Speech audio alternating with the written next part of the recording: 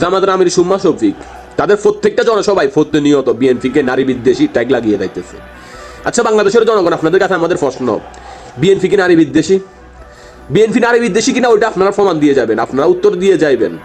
আমাদের দেশ মাতা মরহুমা বেগম খালেদা জিয়া মায়েদের জন্য কত সুযোগ সুবিধা করছিল, মায়েদের জন্য কত কাজ করছিল।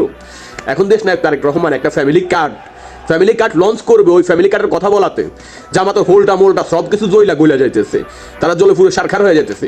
কারণ এই বট বাহিনী, এই মুনাফিকের বাচ্চারা আমাদের দেশের জন্য কিছু করবে না, দেশের জন্য কিছু করবে না, ওরকম করার পরিকল্পনা করে নাই। এখন পর্যন্ত জনগণকে বলে নাই আমরা নির্বাচিত হলে আপনাদের জন্য এটা করবো, দেশের জন্য এটা করবো। তারেক রহমান কেন ফ্যামিলি কার্ডের কথা বলছে? এই কারণে বিএনপিকে এখন প্রতিনিয়ত নারী বিদ্বেষী ট্যাগ লাগাইতেছে এই সুম্মা শফিক, এই কফি শফিকের কাছে আমার প্রশ্ন, আপনি কোন মায়েদের কথা বলতেছেন, কোন মায়েদের সম্মানের কথা বলতেছেন, যেই মায়েদেরকে আপনারা 1971 সালের সময় ঘর থেকে টেনে হিসড়ে পাকিস্তানিদের কাছে তুলে দিয়েছিলেন, পাকিস্তানিদের সাথে মিলে সংঘবদ্ধ করছিলেন আপনার দলের নেতারা, আপনার দলের রাজাকাররা।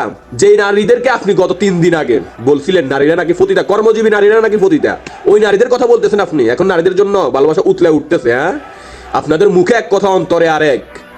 নাটক কম করেন, বাংলাদেশের জনগণ এসব নাটক বুঝে। বলি কি শফিকদা তো বয়স হয়েছে, এবার একটু বিশ্রামে যান, এসব আবল তাবল কথা বলে জনগণকে খেপায়েন না।